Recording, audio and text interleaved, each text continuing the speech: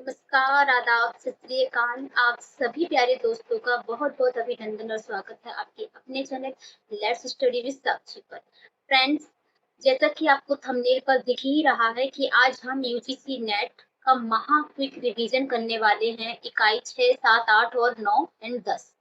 हमने पिछली क्लास में इकाई 1 से लेकर 5 तक का रिवीजन किया था और आज हम इकाई 6 से लेकर 10 तक का रिवीजन करने वाले हैं। फ्रेंड्स, इकाई 6 से लेके 10 तक की जो इकाइयाँ हैं, वो बहुत ही लेंदी हैं और बहुत ज़्यादा इम्पोर्टेंट हैं। पेपर में इनसे सबसे ज़्यादा प्रश्न भी बनते हैं और जो कि इतनी लेंदी हैं कि अब हमारे पेपर को सिर्फ़ 2 ही दिन रह गए हैं। 2 दिन में इनका रिवीज़न करना, लेंदी नोट्स पढ़ना, ये हमारे लिए बिल्कुल भी ठीक नहीं है और हमारे पास इतना समय भी नहीं है। तो हम इसको क्विक रिवीजन करेंगे, सिर्फ इम्पोर्टेंट पॉइंट्स पढ़ेंगे जिनसे पेपर में प्रश्न आते हैं। तो सिर्फ वही प्रश्नों को, वही टॉपिक्स को हमें पढ़ना है जिनसे प्रश्न बनेंगे। तो आज हम सिर्फ वही टॉपिक्स पढ़ने वाले हैं। वीडियो बहुत ज़्यादा इम्पोर्टेंट है क्योंकि इसमें 6 से लेकर 10 तक का पूरा कंटेंट है। वो सारे टॉपिक्स हैं जिनसे प्रश्न बनेंगे। बहुत ज़्यादा इम्पोर्टेंट ये वीडियो रहने वाली है और इसके अंदर जो कंटेंट है वो बहुत ही ज़्यादा इम्पोर्टेंट है। फ्रेंड्स, वीडियो स्टार्ट करने से पहले मेरे जितने व्यूअर हैं जो मुझे देखते हैं, उन सभी से रिक्वेस्ट है और जो न्यू लोग हैं उन सभी से रिक्वेस्ट है कि प्लीज़ मेरे इस वीडियो को लाइक करें, शेयर करें और चैनल को सब्सक्राइब कर लीजिए क्योंकि यहाँ पर आपके काम की चीज़ें मैं यहाँ आपको पढ़ाती रहती हूँ। अच्छा, तो हम बढ़ते हैं आगे। सबसे पहले शुरुआत करते हैं इकाई 6 से, हिंदी उपन्यास। ठीक है, इकाई 6 में हमें उपन्यासों को पढ़ना है। हमारे जितने उपन्यास है वो सारे उपन्यास, उनके पात्र, उनके स्थान और उनका प्रकाशन वर्ष, ये हमेशा इनसे क्वेश्चंस बनते हैं और डीपली बनते हैं। इसलिए हम इनके प्रकाशन वर्ष को याद करेंगे, इनके पात्रों को याद करेंगे और इनके किस गांव से इनकी चर्चा है, किस स्थान से इनका कनेक्शन है, वो सब चीजें हम यहाँ देखने वाले हैं। तो देख लीजिए, सबसे पहले हमें कार्यक्रम है 1958 से लेकर 1979 तक के सभी उपन्यासों को देखेंगे। इधर हम हमारे कुल 13 उपन्यास हैं। 13 उपन्यास हमें पढ़ना है। शुरुआत करते हैं कार्यक्रम 1870 से लेकर 1954 तक। ठीक है, यहाँ तक के हमें कुल 13 उपन्यास पढ़ने हैं। तो सबसे पहले हम उपन्यासों के नाम, उनके प्रकाशन वर्ष, उनके प्रमुख पात्र और उनके स्थान की, किस स्थान से की वहां बात की गई है। तो चलिए स्टार्ट करते हैं। पहला हमारा उपन्यास है देवरानी जेठानी की कहानी। ठीक है, इसकी लेखक कौन है? तो पंडित गौरी दत्त। ये याद रखेंगे, पंडित गौरी दत्त का ये उपन्यास है जो कि 1870 में क्या हुआ, प्रकाशित हुआ। 1870 याद रखेंगे, देवरानी जेठानी की कहानी 1870 में प्रकाशित हुआ। इसके प्रमुख पात्र हैं तो सर्वसुख बनिया है, दौलत राम है, छोटे लाल, आनंदी, ज्ञानू और कन्हैया लाल, ये इसके पात्र हैं। आप इसको 1 से 2 बार देख लीजिएगा, आपको याद हो जाएगा। ये पीडीएफ भी मैं आपको टेलीग्राम पर प्रोवाइड करा दूंगी। वहां से पेपर के लिए जाने से पहले आप इस पीडीएफ को एक बार रीड कर लेंगे तो आपको बहुत सी चीजें आपके पेपर में हेल्प करेंगी। ठीक है, इसका प्रमुख स्थान है तो मेरठ उत्तर प्रदेश की बात की गई है इस उपन्यास में। दूसरा उपन्यास है परीक्षा गुरु, जिसके लेखक हैं श्रीनिवास दास और जो प्रकाशन हुआ है इसका वो है 1882। 1882 में क्या परीक्षा गुरु प्रकाशित हुआ था। इसके प्रमुख पात्र हैं तो लाला मदन मोहन, ब्रज किशोर, मुंशी चुन्नी लाल मास्टर और शंभू दयाल। ठीक है, इनको आप जरूर देख लीजिएगा क्योंकि पात्रों से भी प्रश्न बन जाते हैं। पात्रों का नाम लेके पूछ लिया जाता है ये पात्र किस उपन्यास से है। ठीक है, तो आप इनको अच्छे से याद कर लीजिएगा। इसमें किस जगह की बात की गई है तो दिल्ली के आसपास के क्षेत्र की बात की गई है। अगला उपन्यास है हमारा गोदान, जिसके लेखक कौन है? प्रेमचंद। ये बहुत ही प्रसिद्ध उपन्यास रहा है प्रेमचंद जी का और ये उनका अंतिम उपन्यास रहा है जो पूर्ण उपन्यास है। उनका अंतिम उपन्यास है जो कि पूर्ण है। ठीक है, 1936 में ये प्रकाशित हुआ और 1936 में ही प्रेमचंद जी की मृत्यु भी हुई है। ठीक है, इसके जो पात्र हैं वो है होरी, धनिया, गोबर, झुनिया, दातादीन, प्रोफेसर मेहता, मिस मालती और राय साहब। ये जिनके जो पात्र हैं इनको भी आप क्रम से याद कर लीजिएगा। नाम याद कर लेंगे तो आप क्वेश्चन आसानी से सॉल्व कर पाएंगे। इसमें किस गांव की बात हुई है तो बेलारी गांव की और सेमती गांव की, जो कि अवध यूपी में पड़ता है। बेलारी, आपका क्वेश्चन बनेगा कि गोदान उपन्यास में होरी किस गांव से संबंधित है, तो आपको वहां लगाना है क्या, बेलारी। अब अगला उपन्यास है शेखर एक जीवनी। ये सुनने में जीवनी लगता है पर ये क्या है, उपन्यास है। इसके जो लेखक हैं वो कौन है बताइए, अज्ञे जी। अज्ञे जी हैं इनके लेखक, शेखर एक जीवनी। अब ये प्रकाशन हुआ है 1941 में। शेखर, शशि, सरस्वती, शारदा, मौसी, मणिका, बाबा, ये सब कौन है, ये सब इनके प्रमुख पात्र हैं। पात्र आप जरूर से याद कर लीजिएगा। इसके उत्तर भारत के विभिन्न शहरों की इसमें बात की गई है। अगला है हमारा बाण भट्ट की आत्मकथा हजारी प्रसाद द्विवेदी द्वारा ये रचित है। इसके लेखक कौन है, हजारी प्रसाद द्विवेदी। 1946 में ये प्रकाशित हुआ। इसकी प्रमुख पात्र हैं तो बाण भट्ट है, भटनी, निपुणिका, जिसका नाम न्यूनिया भी है, महामाया, अघोर, भैरव और सुचरिता। इसको आप याद रखेंगे। यहाँ पर किस जगह की बात की गई है तो ये की गई है थानेसर और मगध की बात की गई है। अगला है मैला आंचल, फणीश्वर नाथ रेणु। फणीश्वर नाथ रेणु जी इसके कौन है, लेखक हैं। 1954 में ये प्रकाशित हुआ। डॉक्टर प्रशांत, कमली, बावन दास, बलदेव, कालीचरण, लक्ष्मी, महंत साहब, ये सब इसके कौन है, प्रमुख पात्र हैं। और मैरीगंज की बात की गई है, पूर्णिया जिला मैरीगंज। ठीक है, ये बहुत क्वेश्चन से बहुत ज्यादा बनता है तो इसको आप जरूर याद कर लीजिएगा। अब है हमारा कालक्रम उपन्यास 1958 से 1979 तक के। ठीक है, 7वां उपन्यास है झूठा सच। यशपाल इसके लेखक हैं, यशपाल। और 1958 से 60 के बीच में ये क्या हुआ, प्रकाशित हुआ। इसके प्रमुख पात्र हैं जयदेव पुरी, तारा, कनक, अशद, सूतजी, सोमराज, सील और कंचन। इसका प्रमुख स्थान रहा है तो लाहौर। ठीक है, लाहौर। दूसरा है हमारा राग दरबारी, श्री लाल शुक्ल। श्री लाल शुक्ल जी कौन है, इसके इसके लेखक हैं। ठीक है, ये 1968 में प्रकाशित हुआ। और इसके प्रमुख पात्र हैं, इसके प्रमुख पात्र को देख लेते हैं। रंगबद, वैष्णव, वैणवी, हवन, बाबू, बबी, पहलवान, सनीचर, गयादीन और बेला। ठीक है, इनको आप एक बार देख लीजिएगा। थोड़ा छोटा लिखा है तो आपको थोड़ी प्रॉब्लम हो सकती है, बट आप थोड़ा सा एडजस्ट कर लेना। इसमें जिस स्थान की बात कही गई है वो है सिब्बालगंज, जो कि उत्तर प्रदेश में पड़ता है। ये भी पूछा जाता है, ये भी आपका इम्पोर्टेंट है। ठीक है, अगला है आपका बंटी, मन्नू भंडारी जी का आपका बंटी। मन्नू भंडारी कौन है, इनकी लेखिका है। 1971 में ये प्रकाशित हुआ। इसमें प्रमुख पात्र हैं बंटी, अंकुश, शकुन, अजय, वकील चाचा, डॉक्टर जोशी और टीटू और फूफी। इसमें किस स्थान की बात हो रही है तो आधुनिक शहरी परिवेश की बात हो रही है। अब है अगला आपका मानस का हंस, अमृत लाल जी इसके कौन है, लेखक। मानस का हंस, इसका प्रकाशन वर्ष है 1972। इसके प्रमुख पात्र हैं तुलसीदास, प्रतापी, मैना, कहारीर, राजभगत, तुलसी और पंडित आलम। इसमें किस जगह की बात हो रही है तो राजापुर, काशी, चित्रकूट की बात हो रही है। अगला है धरती धन्ना अपना, जगदीश चंद्र जी का ये उपन्यास है। इसके लेखक कौन है, जगदीश चंद्र जी। 1972 में ये क्या हुआ है, प्रकाशित हुआ है। इसके प्रमुख पात्र हैं काली, ज्ञानो, प्रतापी, जीतू, जोहरी, हरनाम सिंह, मंगू और नंद सिंह। ठीक है, अब है इसमें किस जगह की बात हो रही है तो ये हो रही है होशियारपुर, पंजाब में। ठीक है, अगला है आपका तमस, भीष्म शाहानी जी का ये उपन्यास है।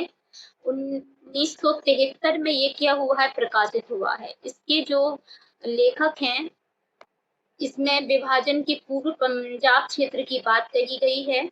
अगला है आपका जिंदगी नामा कृष्णा सोबती 1979 में ये प्रकाशित हुआ है और इसमें शाहजी है, साहनी है, काशीराम है, लाली, राबिया, लाजो, ये सब इसके कौन है पात्र हैं। और इसमें पंजाब की क्या हुई है बात हो गई। ठीक है, तो हमने इकाई 6 में जो भी महत्वपूर्ण चीजें थी वो हमने समझ ली हैं। उपन्यासों के नाम देख लिए, उनके प्रकाशन वर्ष देख लिए और उनसे संबंधित जगह या स्थान देख लिए। आगे बढ़ते हैं। अब एक बार इन उपन्यासों का वैचारिक ढांचा देख लेते हैं कि किस में किस चीज की बात हो रही है। तो देवरानी जेठानी की कहानी सबसे पहले देखते हैं। देवरानी जेठानी की कहानी इसमें 19वीं शताब्दी के उत्तरार्ध नव जागरण कालीन मध्यम वर्गीय बनिया परिवार के घरेलू जीवन, तत्कालीन स्त्री शिक्षा की अनिवार्यता, बाल विवाह का विरोध और गृह कलह, सामाजिक कुप्रथाओं का जीवन चित्रण किया गया है। देवरानी जेठानी में सामाजिकता और औरत की नारी की शिक्षा को लेकर इसमें बातें कही गई हैं, कुप्रथाओं को उजागर किया गया है। ठीक है, ज्यादा डीपली हम नहीं जाएंगे क्योंकि हमें रिवीजन करना है और अभी हमारे पास इतना समय भी नहीं है। दूसरा है आपका परीक्षा गुरु, ये हिंदी का प्रथम मौलिक उपन्यास। इसमें पश्चिमी आधुनिकता के अनुकरण के दुष्प्रभावों को रेखांकित किया गया है। संगति कुसंगति, सही गलत, विवेक तथा व्यावहारिक सूझबूझ बनाम फिजूल खर्ची का कथा का आधार बनाया गया है। फ्रेंड्स, मेरी तबीयत आज थोड़ी सी ठीक नहीं है, पर फिर भी मैं ये क्लास आपको दे रही हूँ क्योंकि मुझे लगता है कि मेरी तबीयत से ज्यादा जरूरी ये क्लास है, क्योंकि उन मेरे सारे फ्रेंड्स को ये क्लास समर्पित है जो यूजीसी नेट की तैयारी कर रहे हैं और जिनका 29 तारीख को पेपर। तो ये क्लास आपके लिए बहुत हेल्पफुल होगी क्योंकि इसमें वही सारा कंटेंट है जिससे प्रश्न बनते हैं। अगर कंटेंट पता होगा तो आप आसानी से प्रश्नों को सॉल्व कर पाएंगे। ठीक है, अब बात करते हैं गोदान की। ठीक है, गोदान 1936 में प्रकाशित हुआ है। ये भारतीय कृषक जीवन की महाकाव्यात्मक त्रासदी का रण है। इसमें कैसे एक किसान अपने जीवन में एक छोटी सी इच्छा भी पूरी नहीं कर पाता है, सिर्फ और सिर्फ वो जो लोग शोषण कर रहे हैं, जो धर्म के ठेकेदार और पाखंडिता की त्रासदी है, व्यवस्था को क्रूर यथार्थ पूरी का गाय पालने की अंतिम अपूर्ण लालसा मार्मिक अंकन है। जो होरी इसका प्रमुख पात्र है और होरी के मन की एक इच्छा पूरी नहीं हो पाती, वो पूरा जीवन अपने अपने अपने घर के बच्चों की सदस्यों की इच्छाओं पूरी करने के लिए भी अपनी जान तक निछावर कर देता है, फिर भी वो अपनी एक इच्छा पूरी नहीं कर पाता। तो कृषक जीवन की त्रासदी इसमें बताई गई है कि कैसे जमींदार लोग किसानों पर अत्याचार करते हैं और उनको कभी आगे नहीं बढ़ने देते। ठीक है, प्रकार के बालमन का दार्शनिक विश्लेषण है। ठीक है, शेखर एक जीवनी में मनोविश्लेषणात्मक पद्धति का प्रयोग हुआ है। उनकी कौशलावस्था व्यक्तित्व को दर्शाया गया है और उसकी अंदर भय, स्वतंत्रता के प्रबल चाह, ये सब इसमें दिखाया गया है। अगला है बाण भट्ट की आत्मकथा जो 1946 में प्रकाशित हुआ है। ठीक है, हर्षवर्धन कालीन ऐतिहासिक सांस्कृतिक पृष्ठभूमि इतिहास के कल्पना के सुंदर समन्वय के साथ लोक कल्याण, उद्धर्त प्रेम और प्रतिपादन तथा नारी शरीर की मंदिर की भांति पवित्र है। ये उदाहरण के साथ इसकी सम्मान की रक्षा का संदेश देता है। ठीक है, अब बात करते हैं मेला आंचल। ये 1954 में प्रकाशित हुआ है। ये हिंदी साहित्य का सर्वश्रेष्ठ आंचलिक उपन्यास है जिसमें पूर्णिया जिले मैरीगंज की बात की गई है।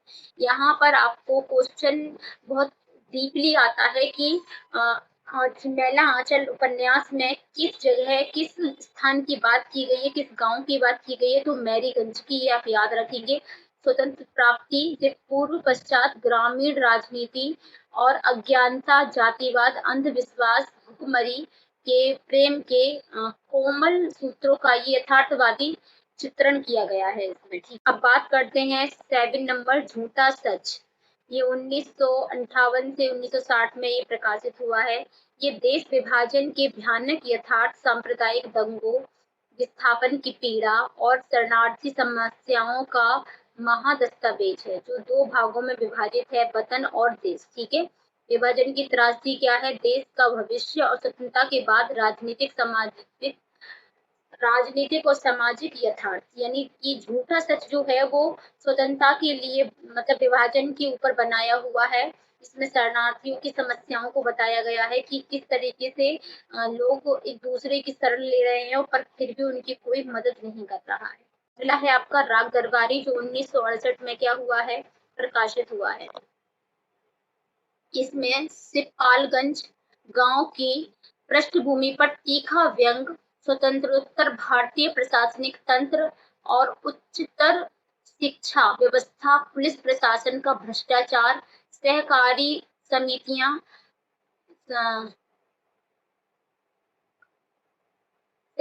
समितियां घपले और मूल्यों के पतन का अत्यंत रोचक यथार्थवादी चित्रण है। ठीक है, राग दरबारी जो ये जो उपन्यास है, इसमें क्या बताया गया है? तो सिपालगंज की पृष्ठभूमि बताई गई है। इसमें तीखा व्यंग किया गया है, प्रशासनिक और उच्चतर शिक्षा पर व्यवस्था है, पुलिस प्रशासन और भ्रष्टाचार, सहकारी समितियों पर मूल्यों का क्या दिखाया जा रहा है? पतन किया जा रहा है।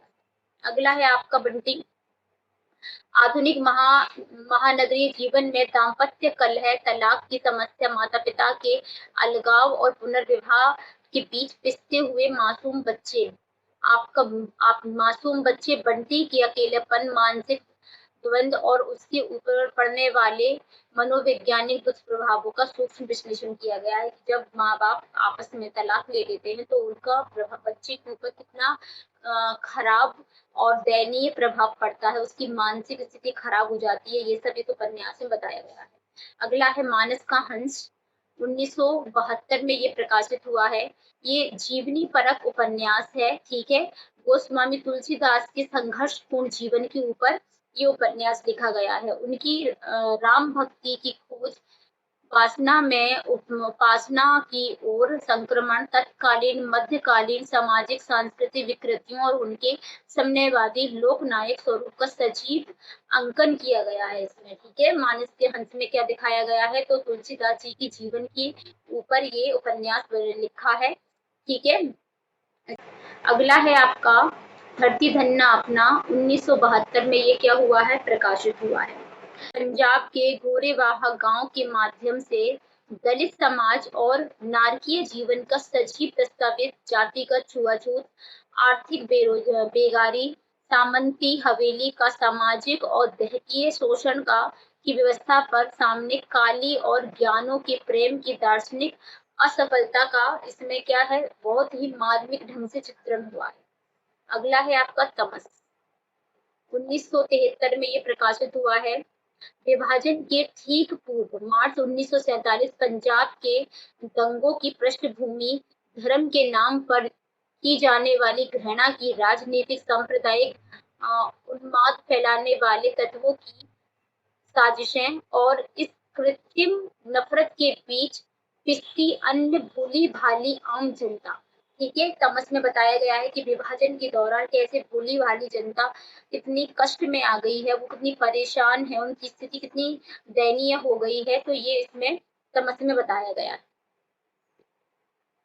अब हमने इकाई 6 कंप्लीट कर ली है फ्रेंड्स, हमने रिवीजन कर लिया है इकाई 6 का। अब हम इकाई 7 की ओर चलते हैं।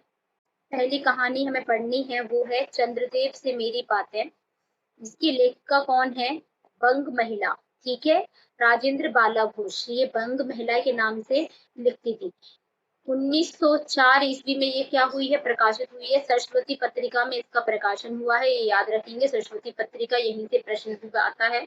इसकी मूल संवेदना और मुख्य विषय यह है कि यह कहानी अर्थ, नीति और राजनीति पर आधारित है।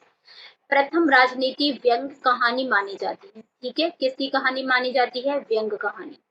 लेखिका ने भगवान चंद्रदेव को माध्यम बनाकर समकालीन भारत में लॉर्ड कर्जन की दमनकारी, ये याद रखेंगे, लॉर्ड कर्जन ये आप याद रखेंगे, ये लॉर्ड कर्जन ही पूछता है आपसे पेपर में।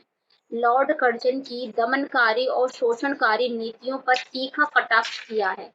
इसमें देश की बेकारी, भूखमरी, दुर्दशा का सजीव वर्णन पत्रात्मक शैली में लिखा है। कौन सी शैली प्रयोग की गई है यहाँ पर? पत्रात्मक। ठीक है, ये भी आप याद रखेंगे, पत्रात्मक शैली है। इसके मुख्य पात्र कौन से हैं? तो चंद्रदेव जो परोक्ष पात्र है, आचार्य रामचंद्र शुक्ल, बंग महिला कहानियों का महत्वपूर्ण माना गया। पहली कहानी है दुलाई वाली। ठीक है, दुलाई वाली, ये लेखिका कौन है? बंग महिला, राजेंद्र बाला घोष। प्रकाशन वर्ष है 1907। सरस्वती पत्रिका में इसका प्रकाशन हुआ है। ठीक है, मूल संवेदना और विषय है कि यह एक कौतूहलपूर्ण, मनोरंजक और हास्य रस से ओतप्रोत मौलिक की कहानी है। इसमें इलाहाबाद और काशी के बीच रेल यात्रा यथार्थवादी चित्रण है। इस कहानी का मुख्य कथ्य तत्कालीन समाज में व्याप्त पर्दा प्रथा और स्वदेशी आंदोलन, ये याद रखेंगे, स्वदेशी आंदोलन, विदेशी वस्त्रों का बहिष्कार की सामाजिक चेतना को हास्य के पुट के साथ प्रस्तुत करना है। ठीक है, दुलाई वाली में क्या बताया गया है? विदेशी वस्त्रों का बहिष्कार, स्वदेशी आंदोलन। ठीक है, ये इस पर जोर दिया गया है। इसके प्रमुख पात्र हैं नवल किशोर, बंसीधर, जानकी जो बंसीधर की पत्नी है, सीता और दुलाई वाली, और वेशधारी मित्र। अगला है हमारी एक टोकरी भर मिट्टी, माधवराव सप्रे। इसके लेखक कौन है? माधवराव सप्रे। 1901 में ये प्रकाशित हुई है छत्तीसगढ़ मित्र पत्रिका में। पत्रिका का नाम है छत्तीसगढ़ मित्र पत्रिका, ये याद रखेंगे। टोकरी भर मिट्टी कहाँ, किस पत्रिका में प्रकाशित हुई थी? छत्तीसगढ़ मित्र में। इसका मुख्य विषय क्या रहा है? तो जमींदार के अहंकार और एक अनाथ बुढ़िया की अपनी मिट्टी के प्रति गहरे लगाव की मर्मस्पर्शी कहानी है। पूंजीवादी व्यवस्था के शोषण और सत्ता के मद को दर्शाते हुए एक बुढ़िया एक वाक्य कहती है, क्या आपसे एक टोकरी भर मिट्टी नहीं उठाई जाती? ये वाक्य कह देती है। ठीक है, इससे जमींदार का हृदय परिवर्तन हो जाता है। यह वर्ग चेतना और मानवीय करुणा का उत्कृष्ट कहानी है। इसमें पात्र जो है तो बूढ़ी अनाथ विधवा है, जमींदार है, और 5 वर्ष की उसकी पोती है, जो शिल्प की दृष्टि से प्रथम कहानी मानी जाती है। ठीक है, ये याद रखिए। अगली है हमारी उसने कहा था। इसमें के लेखक है चंद्रधर शर्मा गुलेरी। गुलेरी जी से आप याद रखेंगे। उसने कहा था 1915 में ये प्रकाशित हुई पत्रिका सरस्वती पत्रिका में। ठीक है, सरस्वती पत्रिका में ये प्रकाशित हुई 1915 में। इसका मुख्य विषय क्या रहा है? तो यह प्रथम विश्व युद्ध, फ्रांस और बेल्जियम मोर्चा की पृष्ठभूमि पर रचित प्रेम, कर्तव्य त्याग और देश प्रेम की अमर कालजयी रचना है। बचपन के निश्चल प्रेम और सूबेदारनी को दिए गए वचन को निभाने के लिए लहना सिंह हंसते हंसते मोर्चे पर प्राण न्यौछावर कर देता है।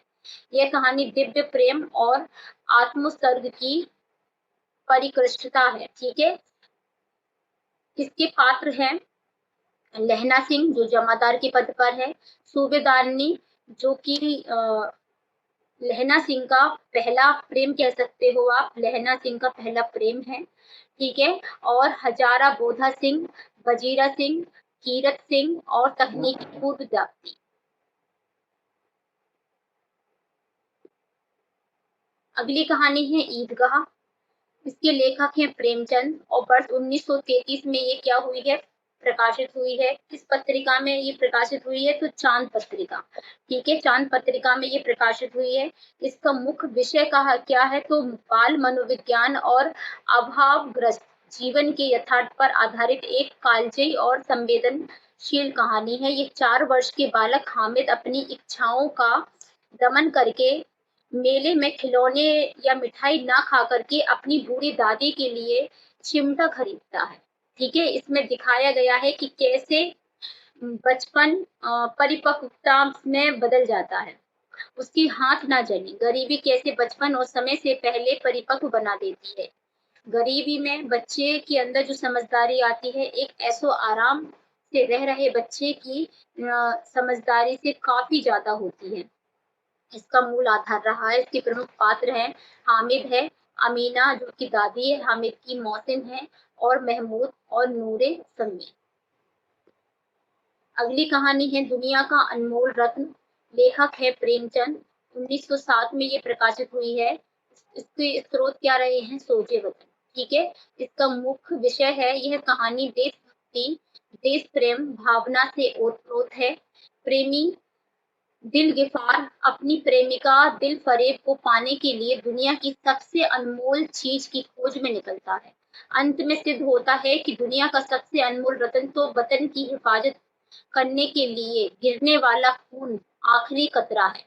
बाद में उसको पता चलता है कि देश की हिफाजत से बढ़कर कोई प्रेम होता ही नहीं। इसके प्रमुख पात्र हैं दिल फराग जो सच्चा प्रेमी है, और दिल फरेब जो प्रेमिका रही है। इस संग्रह को अंग्रेज सरकार ने जब्त कर लिया था। इसको आप याद रखेंगे। ये जो सोजे वतन है, ये अंग्रेजी सरकार ने क्या कर लिया था? जब्त कर लिया था। ये हमारी कहानी है आकाशदीप, जिसके लेखक हैं जयशंकर प्रसाद, और 1929 में ये प्रकाशित हुई है। संग्रह क्या रहा है? तो आकाशदीप इसका संग्रह है। मुख्य विषय है इसका कि प्रेम, घृणा, प्रतिशोध और कर्तव्य के अंतद्वंद पर आधारित एक रोमानी और ऐतिहासिक वातावरण वाली कहानी है। ठीक है, ये लाइन पूछ सकते हैं, इस लाइन को आप याद रखेंगे। ऐतिहासिक वातावरण वाली कहानी है। मुख्य पात्र चंपा जलदस्यु बुद्धगुप्त से अगाध प्रेम करती है, परंतु साथ ही उसे अपने पिता का हत्यारा मानकर घृणा भी करती है। अंत में वह व्यक्तित्व प्रेम का त्याग कर असहाय नाविकों की सेवा के लिए जीवन समर्पित कर देती है। ठीक है, इसमें जिससे वो प्रेम करती है वही वही उसको वो क्या मानती है? अपने पिता का हत्यारा। तो उससे प्रेम भी करती है और उससे नफरत भी करती है। इसके प्रमुख पात्र है चंपा, बुद्धगुप्त, मणिभद्र जो क्रूर मुख नाविक है, और जया जो कि दासी है। अब है हमारा अगली कहानी अपना अपना भाग्य। लेखक हैं जैनेन्द्र कुमार। वर्ष 1931 में प्रकाशित हुई है। इसमें पत्रिका है विशाल भारत। विशाल भारत में ये प्रकाशित हुई है। यह कहानी पूंजीवादी समाज की संवेदन शून्यता, वर्ग भेद और भाग्यवादी सोच पर करारा प्रहार है। नैनीताल के ठंडे वातावरण में एक 10 से 12 वर्ष के गरीब असहाय पहाड़ी बच्चे की कड़ाके की ठंड में मृत्यु हो जाती है। लेखक और उसका अमीर मित्र सब कुछ देखकर भी उसकी मदद नहीं करते। यह समाज की निष्ठुरता का यथार्थवादी चित्रण है। सोचिए, ज्यादा डीपली हम जाएंगे नहीं क्योंकि हमारे पास समय भी नहीं है। हम सिर्फ ऊपरी ऊपरी रिवीजन कर रहे हैं। ये मैंने आपको शुरुआत में ही बता दिया था, क्योंकि हमारी 6 से 10 तक की जो इकाइयां हैं वो बहुत ही डीपली हैं और बहुत ही ज्यादा लेंथी है। ठीक है, इसके पात्र समझ लेंगे कि लेखक है, उसका वकील मित्र है, और वह अनाम पहाड़ी बालक मनोवैज्ञानिक यथार्थवाद। ठीक है, आगे देखेंगे। अगली कहानी है तीसरी कसम। तीसरी कसम इसके लेखक हैं फणीश्वर नाथ रेणु। वर्ष 1956 में ये प्रकाशित हुई। महान नाम रहा इसका मारे गए गुलफाम। ठीक है, इसका ये एक टाइटल नेम है, मारे गए गुलफाम। तीसरी कसम। अगली कहानी है हमारी तीसरी कसम। लेखक हैं इसके फणीश्वर नाथ रेणु। 1956 में ये प्रकाशित हुई, और इसका एक टाइटल नेम, महान नेम है मारे गए गुलफाम। ठीक है, इसका मुख्य विषय क्या रहा है? तो यह ग्रामीण अंचल लोक संस्कृति और निश्चल निस्वार्थ प्रेम की अनुपम आंचलिक कहानी है। ये याद रखेंगे। कैसी कहानी है?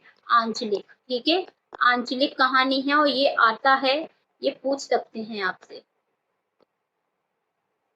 गाड़ीबान हीरामन और नौटंकी की नर्तकी हीराबाई के बीच उपजा कोमल और पवित्र मानसिक लगाव परिस्थितियों के कारण अधूरा रह जाता है। वियोग के बाद हीरामन अपनी तीसरी कसम खाता है कि वह कभी भी नौटंकी की औरत की सवारी नहीं ढोएगा।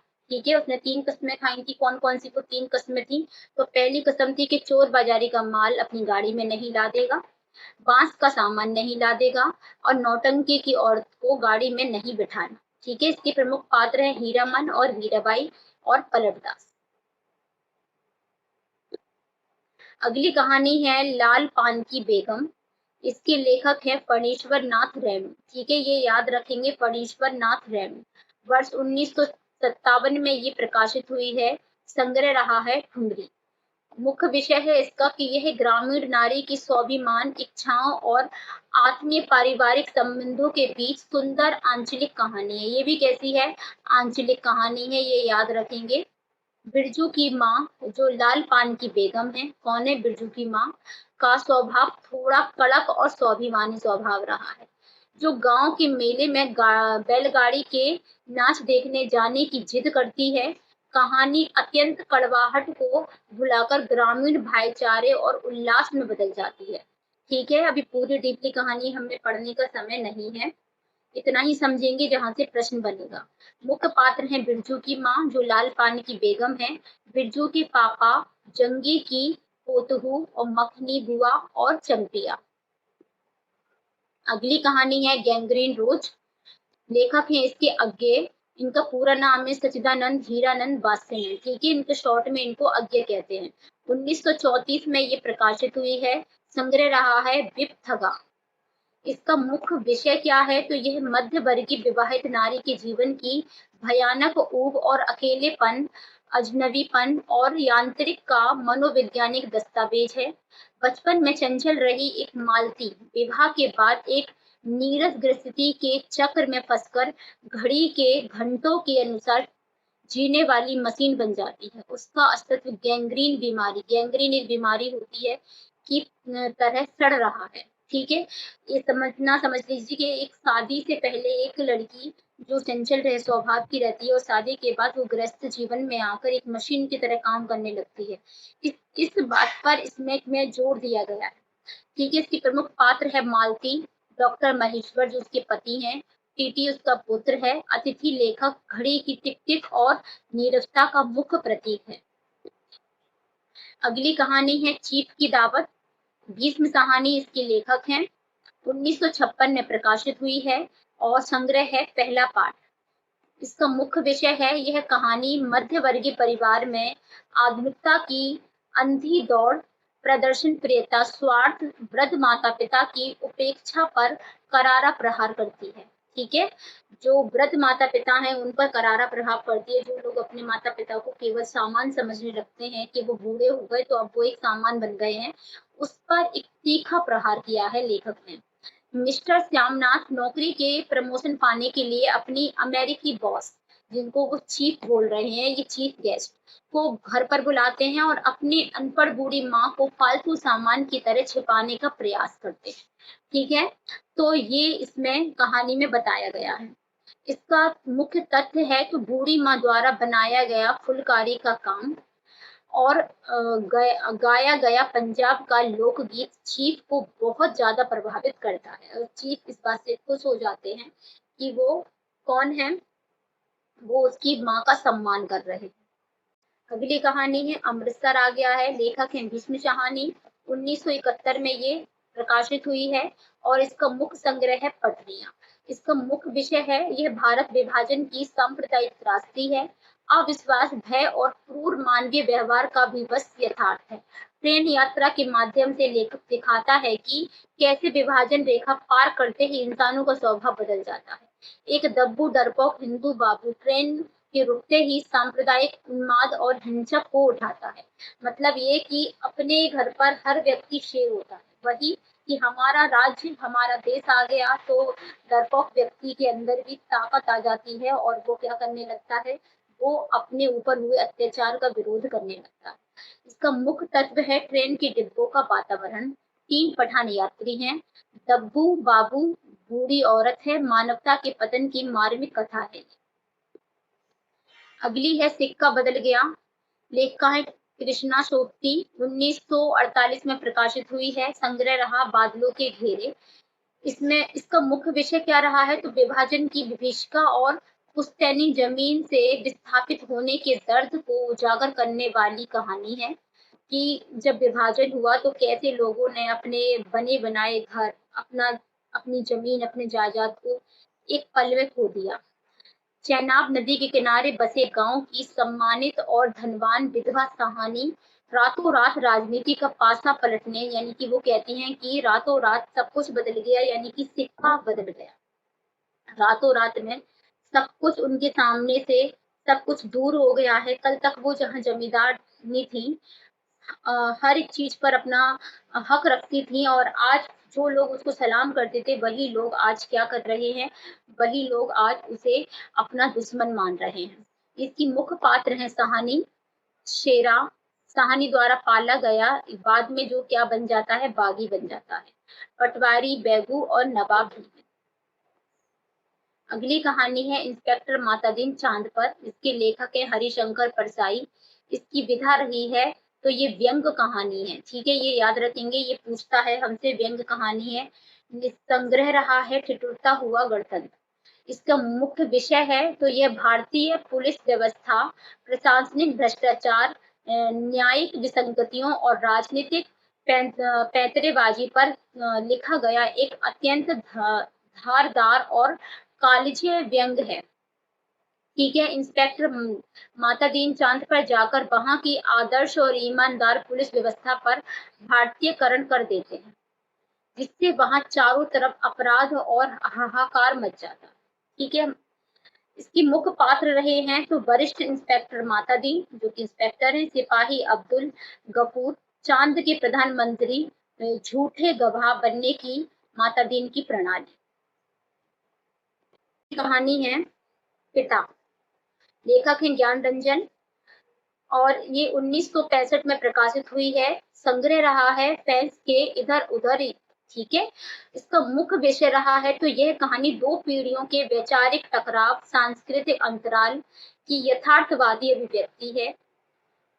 पिता पुरानी पीढ़ी के सादगीपूर्ण हैं, संस्कारों और अडिग जीवन मूल्यों के प्रतीक है, जबकि आधुनिक सुख सुविधाएं जैसे कूलर पंखा में रहने वाले बच्चे चाहकर भी अपने पिता का एकीपन और जीवन शैली को बदल नहीं पाते। मतलब पिता जो है वो पुरानी पीढ़ी में अभी तक जी रहे हैं, वो नहीं देख रहे हैं कि जमाना बदल गया है, फिर भी वो अपनी जीवन शैली को बदलना नहीं चाहते। पर उनके जो बच्चे हैं वो चाहते हैं कि पिता पुराने जीवन को छोड़कर आधुनिकता में ढल जाए, पर ऐसा पिता नहीं करना चाहते। मुख्य बिंब है इसका तो कड़ाके की गर्मी है, पिता का बिना पंखे में रहना, पुरानी खाट पर सोना और रात में अकेले बरामदे में बैठना, ये सारी पिता की क्या है, पिताजी को ये सब कुछ करना पसंद है। कूलर में रहना उन्हें पसंद नहीं है, पंखे में रहना पसंद नहीं है, वो गर्मी में भी बाहर अपनी खाट डालकर सोते हैं। पिता को अपने जीवन शैली बदलना बिल्कुल चाहते ही नहीं है। अगली कहानी है हमारी राजा निर्बंसिया। लेखक है इसके कमलेश्वर। 1957 में ये प्रकाशित हुई है। आंदोलन है समांतरीय कहानी है। इसका मुख्य विषय है तो यह आधुनिक मध्य वर्गीय दाम्पत्य जीवन की त्रासदी है, आर्थिक लाचारी और स्त्री के मानसिक शारीरिक शोषण की अत्यंत गंभीर कहानी है। लेखक ने एक प्राचीन लोक कथा राजा रानी की कहानी और एक आधुनिक कथा जगपति और चंदा की कहानी को समांतर रूप से चलाकर पुरुष और संदेही मन और विवशता की ओर उकेरा है। ठीक है, इसका मतलब एक तरफ राजा रानी की कहानी और दूसरी तरफ जगपति और चंदा की कहानी को समांतर रूप से दिखाया गया है। इसके मुख्य पात्र है जगपति, जो कर्ज और बीमारी के त्रस्त हैं, चंदा है जो जगपति की विवश पत्नी है, कंपाउंडर है जो बच्चन सिंह। अगली कहानी है हमारी परिंदे। इसके लेखक है निर्मल वर्मा। 1960 में ये प्रकाशित हुई है। आंदोलन है नई कहानी। इसको आधुनिक युग की नई कहानी माना जाता है। इसका मुख्य विषय है तो यह कहानी इंसानी अकेलेपन, अतीत की स्मृतियों के बोझ, कुंठा, निराशा, अनिश्चय की स्थिति, सुंदर मनोवैज्ञानिक चित्रण है। यह एक कॉन्वेंट स्कूल के पहाड़ी हॉस्टल, ये पूछा जाता है, ये याद रखेंगे फ्रेंड्स, किस हॉस्टल में है, तो ये एक कॉन्वेंट स्कूल के पहाड़ी हॉस्टल की कहानी है कि वातावरण में रह रही लतिका अपने मृत पति गिरीश की यादों से मुक्त नहीं हो पाती। सभी पात्र किसी न किसी मानसिक अकेलेपन के परिंदे हैं। वो अपने प्रेमी गिरीश की यादों में इस इस कदर खोई हुई है कि समय बढ़ रहा है। अब युग पर युग बदलते चले जा रहे हैं, समय बढ़ता चला जा रहा है, लेकिन लतिका उन यादों से उभरना ही नहीं चाहती है। इसके मुख्य तथ्य है कि डॉक्टर नामवर सिंह ने परिंदे को नई कहानी की आंदोलन की पहली कहानी घोषित किया है। मुख्य पात्र है लतिका, मिस्टर हुवर्ट और डॉक्टर मुखर्जी और जूली। इस लाइन को याद रखेंगे कि डॉक्टर नामवर सिंह ने परिंदे को नई कहानी नाम दिया है। ठीक है, नई कहानी। अगली परीक्षा के लिए कुछ इम्पोर्टेंट मैंने आपके लिए यहाँ पर बनाए हुए हैं कि कौन सी कहानी कब प्रकाशित हुई है। ये वेरी वेरी इंपॉर्टेंट है, यहाँ से हमसे पूछते हैं सवाल। तो ये याद रखेंगे कि एक टोकरी भर मिट्टी 1901 में आई, चंद्रदेव से मेरी बातें 1904, जुलाई वाली 1907, उसने कहा था 1915, आकाशदीप 1929, अपना अपना भाग 1931, ईदगाह 1933, गैंग्रीन 1934, सिक्का बदल गया 1948, चीफ की दावत 1956, तीसरी कसम 1956, राजा निर्वसिया 1957, लाल पान की बेगम 1957, परिंदे 1960, पिता 1965, अमृतसर आ गया 1971। ठीक है, अब ये भी देख लीजिए, सिक्का बदल गया, कृष्णा सोबती और अमृतसर आ गया भीष्म कहानी। ये दोनों कैसी है? ये दोनों विभाजन के ऊपर आधारित कहानियां हैं। आंचलिक कहानियां कौन कौन सी हैं? तो फणीश्वर नाथ रेणु की तीसरी कसम और लाल पान की बेगम, ये कैसी कहानियां हैं? आंचलिक कहानियां हैं। प्रथम कहानी के मत है तो शिल्प विधि के अनुसार एक टोकरी भर मिट्टी और नामवर सिंह ने परिंदे को नई कहानी की शुरुआत कहा है। ठीक है, ये प्रथम कहानी नामवर सिंह के अनुसार एक टोकरी भर मिट्टी और नई कहानी के अनुसार परिंदे। बात करते हैं इकाई 8 नाटक। इसमें हमें नाटकों को पढ़ना है। तो पहला नाटक है अंधेर नगरी, इसके लेखक हैं भारतेंदु हरिश्चंद्र। 1881 में ये प्रकाशित हुआ है। इसके 6 दृश्य हैं। ठीक है, इसके दृश्यों को क्रम से लगाने के लिए आता है, आप याद रखेंगे। प्रमुख पात्र देखते हैं तो महंत जी जो संयम विवेक के प्रतीक हैं, नारायण दास महंत जी का शिष्य है, गोवर्धन दास महंत जी का लोभी शिष्य है, राजा चौपट जो मूर्ख राजा है, कोतवाल जो भ्रष्ट शासन है। ठीक है, संक्षिप्त सार समझ लेंगे कि अंधेर नगरी की अराजकता, विवेकहीनता और तत्कालीन ब्रिटिश सरकार के ऊपर भ्रष्टाचार का तीखा व्यंग है। इसके 6 दृश्य हैं। पहला दृश्य है जो ब्रह्म प्रांत से स्टार्ट होता है, दूसरा बाजार से शुरू होता है, इसमें टके सिर भाजी टके सिर खाजा का वाक्य आता है, तीसरा जंगल से शुरू होता है, चौथा राज्यसभा से, पांचवा फिर से जंगल और छठवां है शमशान। पहला दूसरा याद रखना कि पहला है क्या? ब्रह्म प्रांत और छठवां है हमारा शमशान।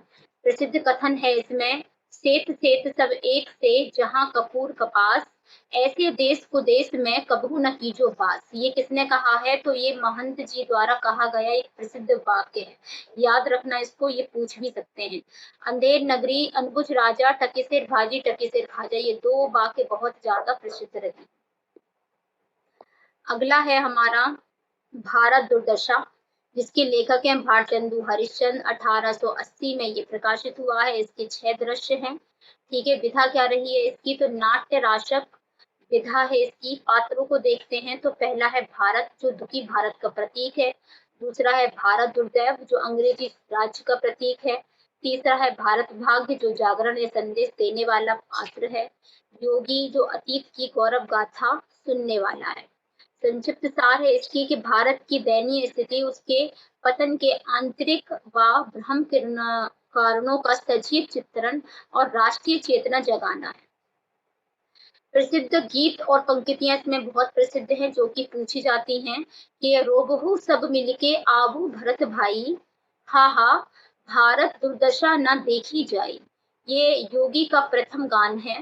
महत्वपूर्ण पंक्ति है, अंग्रेज राज सब साज सजे सब भारी, पै धन विदते चलित जात है इति ख्याल। ये याद रखेंगे, ये पूछ सकते हैं आपसे। अगला है चंद्रगुप्त, इसके लेखक है जयशंकर प्रसाद और इसका प्रकाशन वर्ष है 1931। इसमें 4 अंक हैं और 44 दृश्य हैं। ठीक है, 4 अंक हैं, याद रखेंगे। पात्र देखते हैं तो चंद्रगुप्त जो मगध का सम्राट है, चाणक्य जो कूटनीतिज्ञ है, नंद जो बिलासी राजा है, कार्नेलिया जो सेल्यूकस की पुत्री है, कल्याणी जो नंद की पुत्री है। सेल्यूकस कौन है? विदेशी आक्रमणकारी। ठीक है, संक्षिप्त सार है कि मौर्य साम्राज्य की स्थापना विदेशी यूनानी आक्रमणकारियों की कार्यों से रक्षा और राष्ट्रवाद एवं अखंड भारत की भावना जगाना। ठीक है, इसकी प्रसिद्ध गीत बहुत ज्यादा प्रसिद्ध है। इसमें 2 गीत है, एक कार्नेलिया द्वारा गाया गया गीत है, क्या है, अरुण ये मधुमेह देश हमारा, ये बहुत ज्यादा इम्पोर्टेंट है, वेरी वेरी इम्पोर्टेंट, जहाँ पहुंच अनजान क्षितिज को मिलता एक सहारा। कार्नेलिया द्वारा गाया गया ये गीत है, ये याद रखेंगे। और प्रयाण गीत है, हिमाद्री तुंगभद्र से प्रबुद्ध शुद्ध भरती, स्वयं प्रभा सुउज्ज्वला स्वतंत्र पुकारती। ठीक है, ये भी कार्नेलिया द्वारा गाया गया है। प्रसिद्ध कथन रहा है, महत्वाकांक्षा का मोती निष्ठुरता की सीख में रहता है। ये वाक्य पूछ सकते हैं किसके द्वारा कहा गया है, चाणक्य द्वारा। अगला है हमारा स्कंदगुप्त। स्कंदगुप्त, इसके लेखक है जयशंकर प्रसाद, 1928 में प्रकाशित हुआ है। 5 अंक हैं इसके और 33 दृश्य। इसके पात्र हैं स्कंदगुप्त जो वीर नायक है, कुमार गुप्त जो विलासी सम्राट है, देव की माता है, अनंत देवी षड्यंत्रकारी सौतेली माँ है, पुरगुप्त जो सौतेला भाई है, देवसेना जो त्याग की प्रतिमूर्ति है, और कौन है, विजया है। संक्षिप्त सार है तो गुप्त सम्राट के आंतरिक षड्यंत्रों, हुरों के विदेशी आक्रमण और देश की रक्षा के लिए स्कंदगुप्त की संघर्ष की गाथा इसमें दिखाई गई है। प्रसिद्ध कथन है तो अधिकार सुख कितना मादक और सारहीन है, किसके द्वारा कहा गया है, स्कंदगुप्त का प्रथम अंक का स्वागत संवाद है। ये पूछ सकते हैं, इसको याद रखेंगे। प्रसिद्ध विदाई गीत है कि आह वेदना मिली विदाई, मैंने भ्रमवत जीवन संचित मधु कार्यों की भीख लुटाई। ये याद रखेंगे, किसने गाया है, देवसेना ने गाया, देवसेना द्वारा गाया गया ये गीत है। अगला है ध्रुव स्वामिनी, जिसके लेखक हैं जयशंकर प्रसाद, और 1933 में ये प्रकाशित हुआ है। इसके 3 अंक हैं और विधा क्या रही है, तो समस्या प्रधान इसकी विधा है। पात्र देखेंगे पहले। पात्र है ध्रुव स्वामिनी जो स्वाभिमानी नायिका है, रामगुप्त जो उसका कायर पति है, कायर राजा, चंद्रगुप्त जो वीरता का प्रतीक है, कोमा सकराज की प्रेमिका है, सकराज कौन है, तो शत्रु राजा है, मंदाकिनी नारी चेतना का प्रतीक है। संक्षिप्त सार देखिए, नारी अस्मिता, विवाह विच्छेद, तलाक और पुनर्विवाह, पुरुष प्रधान समाज के विरुद्ध नारी के अधिकारों का सशक्त चित्रण और सशक्त वर्णन संघर्ष दिखाया गया है। ठीक है, इसमें ध्रुव स्वामिनी अपनी रक्षा के लिए स्वाभिमान से भरपूर होकर कहती है कि मैं कोई सामान नहीं हूँ, जिसमें ध्रुव स्वामिनी कहती है कि मैं कोई उपहार की वस्तु नहीं हूँ, कोई सामान नहीं हूँ जिसे उपहार के रूप में भेंट किया जाए। ठीक है, ऐसा ध्रुव। अतिरिक्त महत्वपूर्ण तथ्य देखेंगे कि प्रसिद्ध कथन है, पुरुषों ने स्त्रियों को अपनी पशु संपत्ति समझकर उन पर अत्याचार करने का अभ्यास बना लिया है, वह मेरे साथ नहीं चल सकता। कौन कह रहा है, ध्रुव स्वामिनी कह रही है कि जो पुरुषों ने स्त्रियों को क्या समझ के रखा है, अपनी संपत्ति समझ के रखा है, जो उनके साथ अत्याचार या उन्हें उपहार स्वरूप किसी को भी भेंट कर सकता है, तो वो मेरे साथ नहीं चलेगा। ठीक है, अब प्रसिद्ध गीत है इसका कि यौवन तेरी चंचल छाया, इसमें बैठे घूंट भर पी लूं जो रस तूने लाया। ये किसके द्वारा गाया गया है, कोमा के द्वारा। ये याद रखेंगे, ये पूछ सकता है ये गीत किसके द्वारा गाया गया है, ये कोमा के द्वारा गाया गया गीत है। अगला है अंधा युग, जिसके लेखक हैं धर्मवीर भारती, और 1954 में ये प्रकाशित हुआ है। इसमें 5 अंक हैं, इसको मत देखिए, ये 5 अंक है। विधा रही है नाट्य। ठीक है, गीति नाटक है ये। इसके प्रमुख पात्र हैं तो अश्वत्थामा जो प्रतिशोधी है, धृतराष्ट्र जो मोहग्रस्त है, गांधारी जो आक्रोशित माँ है, संजय है जो सतदृष्टा है, विदुर है विवेकी, श्री कृष्ण मानवीय रक्षक है, युत्सु जो ग्लानि और पीड़ित है। ठीक है, इसका सार भारत के अंतिम दिनों की कथा से आधुनिक विश्व युद्ध के बाद उत्पन्न हुई मानवीय निराशा और कुंठा का अंकन है। इसमें महाभारत के 18वें दिन की पूरी कथा सम्मिलित है, श्री कृष्ण की मृत्यु तक का इसमें वर्णन है। ठीक है, इसके अंकों का सही क्रम अवश्य याद रखें, क्योंकि ये पेपर में आता है, वो पूछते भी हैं कि इसमें कितने अंक हैं, तो इसमें 5 अंक हैं। 5 अंक हैं इसमें, जिनको हम क्या करेंगे, क्रम से लगाएंगे। पहला अंक है कौरवी नगरी, दूसरा अंक है पशु का उदय, तीसरा है अश्वत्थामा का अर्ध सत्य, चौथा है आपका गांधारी का शाप, और पांचवा है विजय एक क्रमिक आत्महत्या। इसके बाद होता है प्रभु की मृत्यु और वहीं से हो जाता है क्या, समापन। अगला हमारा नाटक है सिंदूर की होली। लक्ष्मी नारायण मिश्र इसके कौन है, लेखक हैं। 1934 में प्रकाशन हुआ है। 3 अंक हैं इसकी। विधा क्या रही है, तो ये समस्या नाटक। इसके प्रमुख पात्र देखेंगे। पात्र है इसकी मनोरमा जो बाल विधवा प्रखर युवती है, रजनीकांत जो युवा नायक है, मुरारी लाल जो डिप्टी मजिस्ट्रेट है, चंद्रकला मुरारी लाल की बेटी जो रजनीकांत के सब से सिंदूर लगाती है। ठीक है, और कौन है, भगवंत सिंह। संक्षिप्त सार क्या है, तो सामाजिक नैतिकता, कानून की कमियां बनाम वास्तविक न्याय का द्वंद्व है। विवाह संस्था और बाल विधवा की समस्या है कि जब स्त्रियां कम उम्र में विधवा हो जाती हैं तो वो पुनर्विवाह कर सके। इसके ऊपर एक तीखा कटाक्ष किया गया है। लेखक ने कहा है कि ऐसी स्त्रियां जो कम उम्र में विधवा हो जाती हैं तो उन्हें पुनर्विवाह करने का अधिकार मिलना चाहिए। यह समस्या प्रधान नाटक है, बौद्धिक दृष्टिकोण पर आधारित है, जिसमें परंपरागत रूढ़ियों को तार्किक चुनौती दी गई है। इसकी संपूर्ण घटना कुछ ही घंटों की है। ठीक है, अगला देखेंगे आषाढ़ का एक दिन। लेखक हैं कौन, मोहन राकेश। 1958 में प्रकाशित हुआ है। 3 अंक हैं इसके। विधा क्या है, यथार्थवादी। संक्षिप्त इसके पहले पात्र देख लेते हैं। कालिदास जो क्या है, द्वंद्वग्रस्त कवि हैं। मल्लिका जो निश्चल प्रेरणा है और कालिदास की प्रेमिका भी है।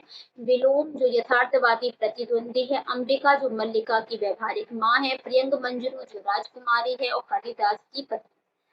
संक्षिप्त सार है कि राजकीय सत्ता के प्रलोभन, संरक्षण और स्वतंत्र सृजनात्मक कला के बीच पिसते हुए कलाकार का अंतद्वंद, कि जब एक कलाकार को दो चीजों की के बीच चुनना होता है तो वो किसे चुने, अपना प्यार, अपना घर, अपना परिवार, या अपना भविष्य, अपनी करियर, ये क्या चुनेगा। तो ये ही इसमें आषाढ़ का एक दिन में यही दिखाया गया है कि कालिदास जो है वो अपने करियर के लिए, अपनी भविष्य के लिए सब कुछ छोड़ देते हैं। इसके कथन क्या रहे हैं, तो योग्यता 1/4 व्यक्तित्व का निर्माण करती है, से 3/4 परिस्थितियां बनाती है। कौन कह रहा है, विलोम कह रहा है। विलोम द्वारा ये संवाद है, ये याद रखेंगे, पूछ सकते हैं। मैंने भावना में एक भावना का वर्ण किया है, ये मल्लिका द्वारा प्रसिद्ध कथन है। कालिदास कह रहे हैं कि सत्ता के मोह में अपनी आत्मा को खो देता है। कालिदास सत्ता के, यानी सत्ता अपनी तरक्की को देखकर क्या किया, उसने अपनी आत्मा को खो दिया। अगला नाटक है लहरों के राजहंस। इसके लेखक है मोहन राकेश। लहरों के राजहंस 1963 में ये प्रकाशित हुआ है। 3 अंक है इसमें। विधा क्या रही है, वैचारिकता प्रधान। ठीक है, प्रमुख पात्र देखेंगे तो नंद जो बुद्ध का सौतेला भाई है, ठीक है, और नायक भी है। सुंदरी जो नंद की सुंदरी क्या है, पत्नी है, भौतिकवादी पत्नी है। गौतम बुद्ध है, वैराग्य के प्रतीक। अलंकृता दासी है। श्यामांक सेवक है। और इसका सार क्या है, तो अश्वघोष के सौंदर्य नंद पर आधारित भौतिक संसारिक सुख, आसक्ति और आध्यात्मिक शांति, वैराग्य का भीषण द्वंद्व इसमें दिखाया गया है कि एक पत्नी अपने सौंदर्य के आगे कुछ नहीं समझती है। उसको ये लगता है कि सुंदरता से हर एक चीज हासिल की जा सकती है, तो वो अपने पति को भी रोक लेती है और अपने पति को गौतम बुद्ध तक जाने नहीं देती। सुंदरी नारी के आकर्षण और गृहस्थ सुख का प्रतिनिधित्व करती है, जबकि बुद्ध निर्वृत्ति मार्ग के प्रतीक हैं। नंद इन दोनों विपरीत दिशाओं के बीच मानसिक तनाव झेलता है कि वो सोचता है कि मैं आखिर अपने भाई बुद्ध के पास कैसे जाऊं। वो जाना चाहता है और वैराग्य जीवन जीना चाहता है, साधना करना चाहता है, लेकिन अपनी पत्नी की मोह माया के जाल में ऐसा फंसा हुआ है कि वो नहीं निकल पाता। अगला नाटक है बकरी, जिसके लेखक हैं सर्वेश्वर दयाल सक्सेना। बकरी नाटक के लेखक हैं सर्वेश्वर दयाल सक्सेना। प्रकाशन वर्ष है 1974। इसमें 2 ही अंक हैं और तीन तीन करके दृश्य है, मतलब एक अंक में 3 दृश्य और एक अंक में 3 दृश्य। पात्र देख लेते हैं इसके। पात्र हैं दुर्जन, नटवर और विशेषण। स्वार्थी राजनेता त्रयी हैं ये। बकरी जो आम निरीह जनता और गांधीवादी आस्था का प्रतीक है, सत्यवीर जो जागृत युवक है, सिपाही जो शोषण व्यवस्था है। संक्षिप्त सार कि आजादी के बाद देश में फैले राजनीतिक पाखंड, लोक शोषण, चुनावी धांधली और गांधीवादी प्रतीकों के दुरुपयोग का तीखा व्यंग किया गया है। इसमें एक बकरी को माध्यम बनाकर लोगों को लूटा जाता है।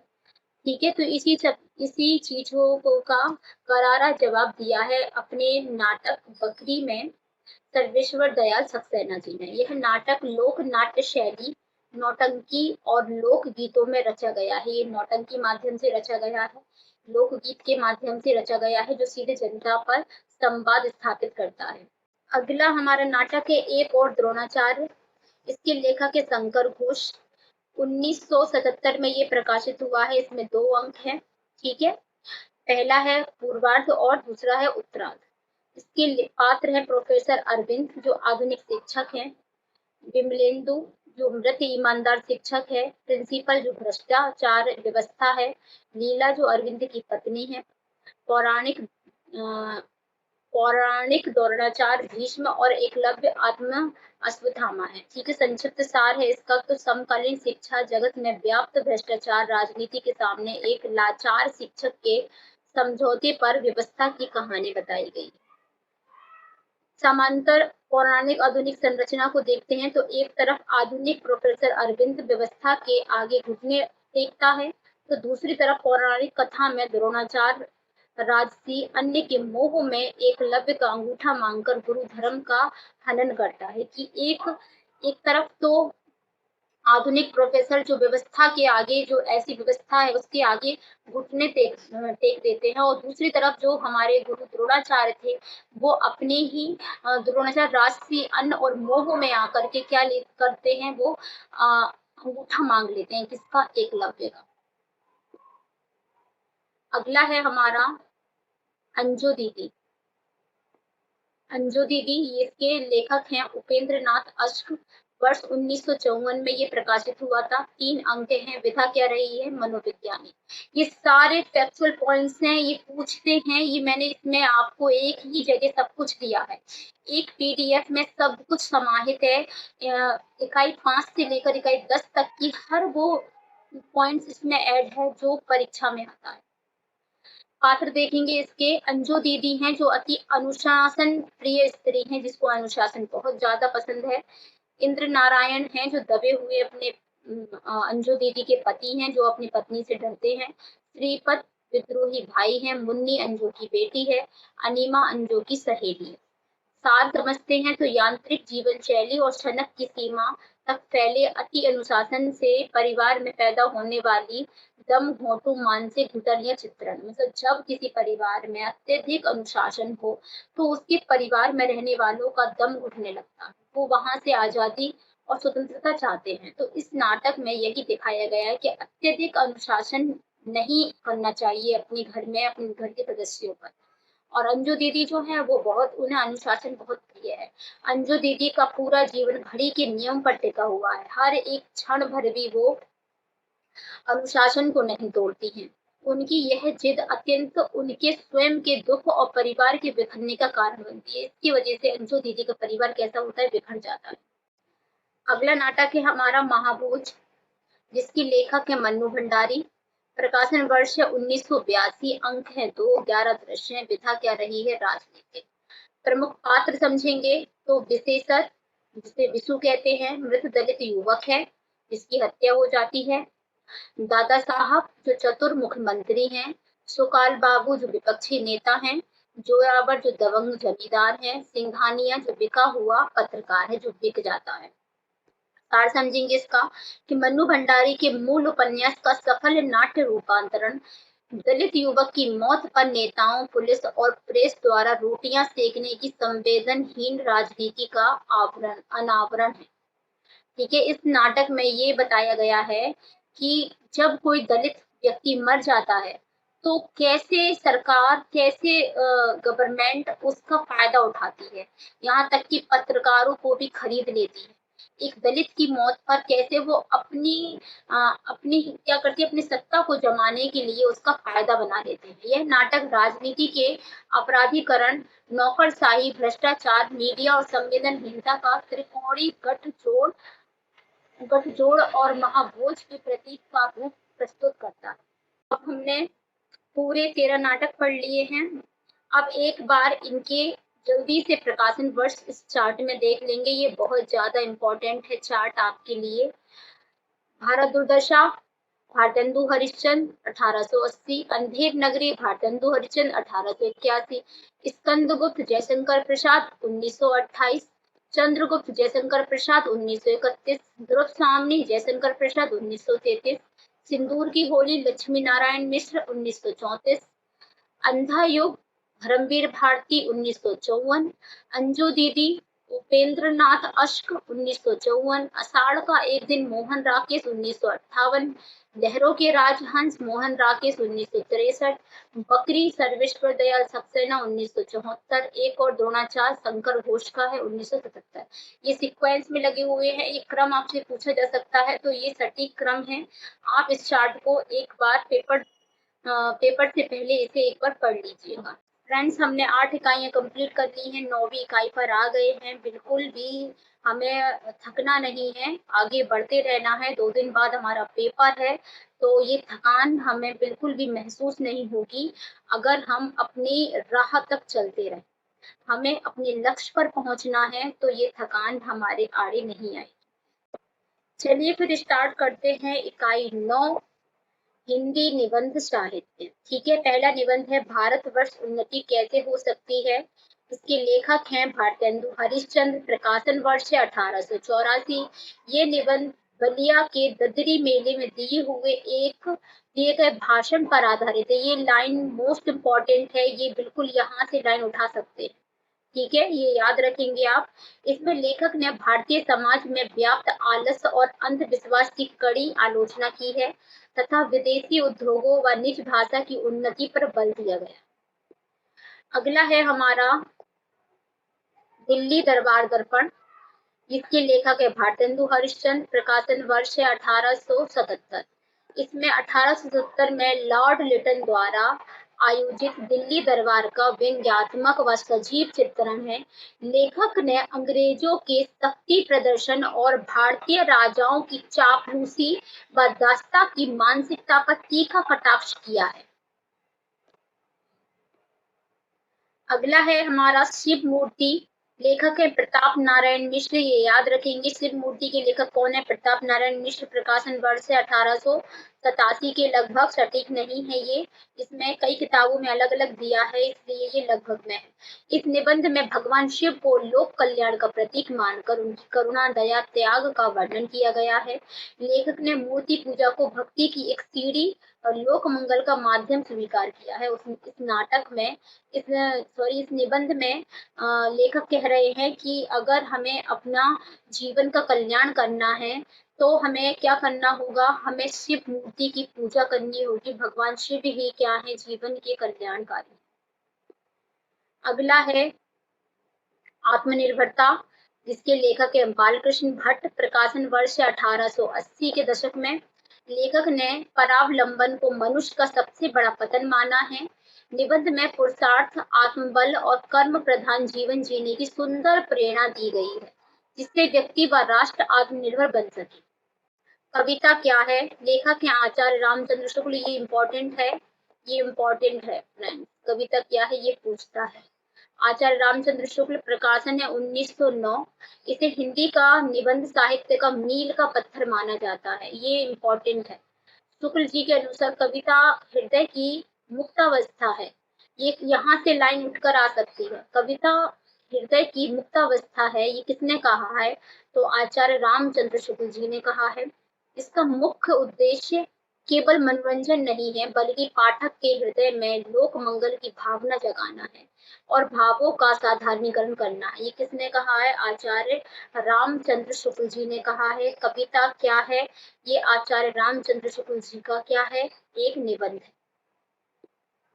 अगला है हमारा मजदूरी और प्रेम। लेखक हैं इसके अध्यापक पूर्ण सिंह। प्रकाशन वर्ष है 1912। ये याद रखना। यह निबंध श्रम की महिमा और प्रेम की शक्ति पर आधारित है। किसान, बढ़ई, कुम्हार जैसे श्रमजीवियों के कार्य को लेखक ने ईश्वर का वास और सच्ची पूजा माना है। प्रेम पूर्वक किया गया श्रम समाज की निर्माण करता है। ये लेखक कह रहे हैं कि जो व्यक्ति अपने काम में व्यस्त रहते हैं उनको अलग से पूजा पाठ की जरूरत नहीं होती, उसी काम में ही उनकी पूजा छुपी हुई है। चाहे वो बढ़ई हो, किसान हो, कुम्हार हो, जो कोई भी काम कर रहा है वो क्या कर रहा है, ईश्वर की सच्ची पूजा कर रहा है। अगला है हमारा श्रद्धा और भक्ति। लेखक है इसके आचार्य रामचंद्र शुक्ल। प्रकाशन वर्ष है 1921। चिंतामणि में क्या हुआ है, ये प्रकाशित हुआ है। शुक्ल जी ने श्रद्धा और भक्ति के बीच सूक्ष्म मनोवैज्ञानिक भेद को स्पष्ट किया है। उनके अनुसार श्रद्धा का आधार बुद्धि गुणों के प्रति आदर है, ठीक है, जबकि उसमें जब प्रेम और आत्मसमर्पण मिल जाता है तो वह शक्ति बन जाता है। क्या बन जाता है, भक्ति बन जाता है। यानी कि श्रद्धा का आधार क्या है, बुद्धि है, और गुणों के प्रति क्या है, आदर है। जब प्रेम और आत्मसमर्पण दोनों मिलते हैं तो क्या बनता है, भक्ति बन जाता है। तो श्रद्धा और भक्ति दोनों ही क्या है, आत्मसमर्पण। अगला है नाखून क्यों बढ़ते हैं। नाखून क्यों बढ़ते हैं, हजारी प्रसाद द्विवेदी इसके कौन है, लेखक हैं। प्रकाशन हुआ है इसका 1951 में। एक साधारण प्रश्न से शुरू होकर यह निबंध गहन दर्शन की ओर ले जाता है कि लेखक के अनुसार नाखून बढ़ना हमारे भीतर के पशु स्वभाव और आदिम प्रवृत्ति का अवशेष है। मनुष्य का गौरव अपनी इन प्रवृत्तियों को संयम रखने में क्या करता है, मदद करता है। ये आपका बिल्कुल यहीं से लाइन उठ के आती है कि पशु स्वभाव नाखून क्यों बढ़ते हैं, तो ये हमारा आदिम प्रवृत्ति का क्या है, अवशेष रहा है। अगला है कुटज। हजारी प्रसाद द्विवेदी जी इसके लेखक हैं। प्रकाशन वर्ष 1964। कुटज पहाड़ों की दरारों में विपरीत परिस्थितियों में भी खिलने वाला एक छोटा पौधा है, जिसे लेखक ने आदम्य जिजीविषा, जीने की इच्छा, ठीक है, जिजीविषा का मतलब होता है, जिजीविषा का मतलब है जीने की इच्छा, आत्मशक्ति और स्वावलंबन का प्रतीक मानकर मनुष्य को अडिग रहने की प्रेरणा देता है। लेखक कहते हैं कि जैसे कुटज के पौधे को पानी, धूप, जल, वर्षा किसी भी चीज की जरूरत नहीं होती, वो खुद से ही अपनी सब कुछ चीजें अपने अंदर समाहित करता है। वैसे ही व्यक्ति को भी जीने के लिए स्वावलंबन और प्रतीक मानकर मनुष्य को हमेशा हर एक परिस्थिति में अडिग रहना चाहिए। उसकी परिस्थिति के अनुसार उसकी जीवन की स्थितियां बदलनी नहीं चाहिए, हर परिस्थिति का सामना करना चाहिए।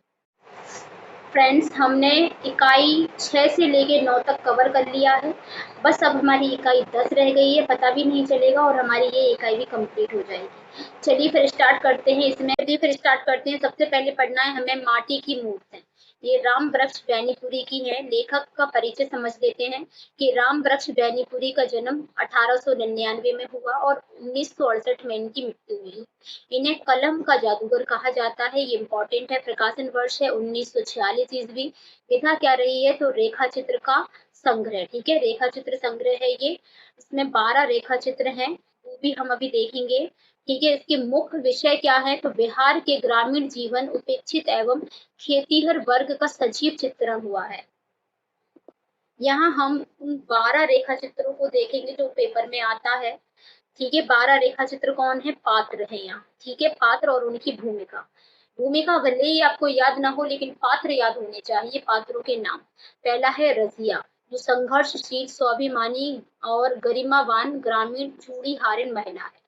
दूसरे हैं बलदेव सिंह, जो पूर्व सैनिक, जो ग्रामीण अंचल अनुशासन और अटूट देशभक्त हैं। तीसरे हैं सुभान खान, ये मूर्तिकार और कारीगर का संवेदनशील प्रतिनिधि करते हैं। चौथे हैं मंगल, जो अत्यंत गरीबी और अनाथ जीवन में भी अपने स्वाभिमान को जीवित रखने का संघर्षपूर्ण पात्र है। फिर है पांचवे सरजू भैया, ये अत्यंत परोपकारी, निश्चल और सेवाभावी ग्रामीण व्यक्ति हैं, जो हमेशा दूसरों की मदद के लिए हमेशा तत्पर रहते हैं।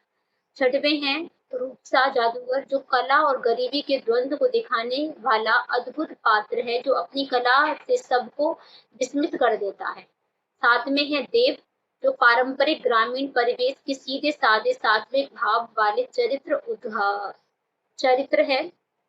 आठवां है बाल गोविंद भगत, जो कबीरपंथी विचारधारा के ग्रस्त साधु, रूढ़ियों का विरोध करने वाले, संगीत साधना में लीन रहने वाले पात्र हैं।